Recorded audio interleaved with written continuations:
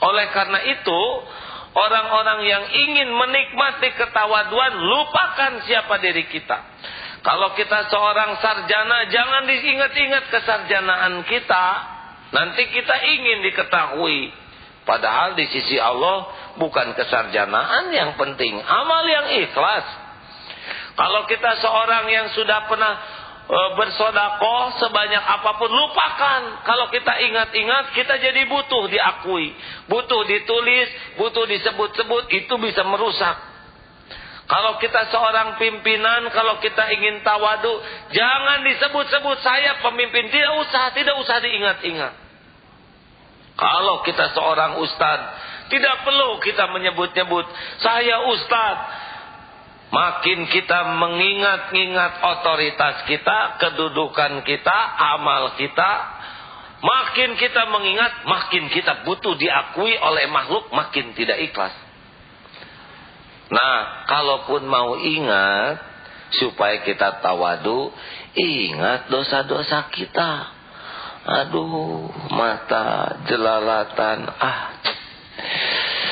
Siapa tahu santri mah lebih terpelihara, kita ustaz tapi mata alah. Perkataan dibagus-bagus, nyebut dalil, tapi siapa tahu pengen dipuji, kita fasih. Tubuh dikalem-kalem, tapi siapa tahu hati kita pengen kelihatan, wah wibawa nih, soleh. Kita zikir di mana-mana, tapi ingin disebut ahli zikir. Topeng. Saya ini orang banyak dosa, dalam diam pikiran suka ngelantur kemana-mana. Kalau bicara ditambah-tambah dosa, kalau bicara juga belum tentu ikhlas. Kadang ingin dianggap oleh orang lain lebih dari kenyataan sebenarnya. Kadang-kadang dikurangi, takut ketahuan bodohnya.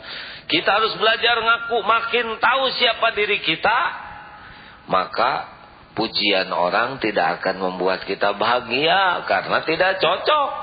Dan penghinaan orang kepada kita tidak akan membuat kita terluka, karena penghinaan itu biasanya, lebih bagus daripada kehinaan kita yang sebetulnya. Maka latih tawadu, mengingat kekurangan kita. Teknik lainnya supaya kita tawadu, sesudah yakin semua milik Allah, tidak diingat-ingat kebaikan jasa diri kita. Dan yang ketiga, tidak melihat orang lain lebih rendah daripada diri kita. Setiap lihat orang, cari titik kelebihannya. Lihat anak-anak, anak-anak mah dosanya masih sedikit. Lihat yang lebih tua, bapak-bapak, amalnya boleh jadi lebih banyak. Lihat orang yang baru belajar baca Quran, siapa tahu baru belajar tapi takut ke Allah, setiap huruf diucapkan dengan keikhlasan karena malu. Lihat orang yang sedang jualan, kecil jualannya, dia siapa tahu dalam pandangan Allah mulia karena kejujurannya, walaupun dagangannya hanya dagang bandros dan gulali yang sederhana. Lihat seorang guru, mungkin dia mengajar begitu ikhlas sehingga dari muridnya lah yang kelak akan menjadi benteng bagi agama dan bangsa ini. Lihat orang, lihat kelebihan, kebaikan. Lihat ibunya, tiap tetesan darah, keringat, air mata. Mungkin inilah yang akan mengangkat derajat seorang ibu walaupun amalnya masih terbatas. Makin senang melihat kelebihan orang, jasa orang, makin senang menghormat orang, insya Allah makin tawadu. Kalau kita sudah terbiasa melihat orang lain, kebaikannya, senang melihat kelebihannya, kita hargai, insya Allah makin jauh dari kesombongan, makin dekat dengan keteguhan dan kesempurnaan amal-amal kita. Nabi Muhammad SAW adalah seorang yang memiliki puncak kemuliaan. puncak kedudukan. Beliau adalah seorang nabi dan rasul terakhir. Beliau adalah seorang pemimpin negara. Beliau adalah seorang panglima yang sangat tangguh, tapi beliau adalah orang yang sangat rendah hati. Beliau menyapa dengan ramah dan lembut kepada siapapun, penuh dengan rasa hormat.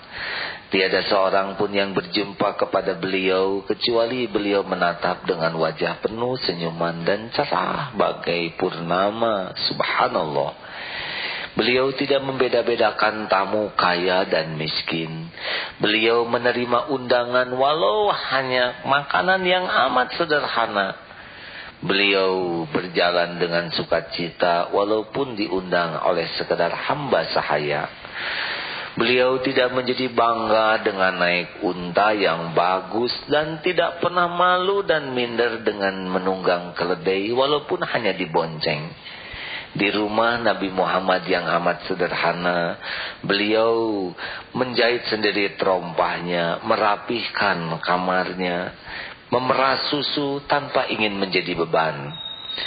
Jikalau beliau ke pasar, beliau lebih menyukai jikalau beliau membawa sendiri belanjaannya.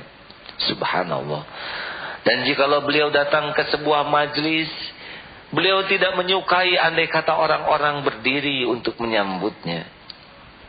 Beliau ingin diperlakukan sesama hamba sama. Jikalau beliau berjalan, beliau kurang sependapat, dikawal sehingga kelihatan menjadi megah. Nabi Muhammad tidak mengharapkannya. Jikalau masuk ke sebuah majlis dan beliau tidak kebagian tempat duduk, beliau tidak menginginkan duduk yang utama, beliau duduk di mana saja. Bahkan beliau jikalau menyapa seseorang berusaha mendahului sapaannya, menjawab dengan sempurna, mengantar tamu sampai tampunya, sempurna pergi dari rumahnya. Beliau adalah orang yang setiap siapapun berjumpa dengannya selalu merasa puas akan sikapnya yang penuh kemuliaan dan rendah hati. Tidak ada jalan bagi kesombongan untuk menjadi mulia. Kemuliaan, ketinggian hanyalah milik orang yang tawadu.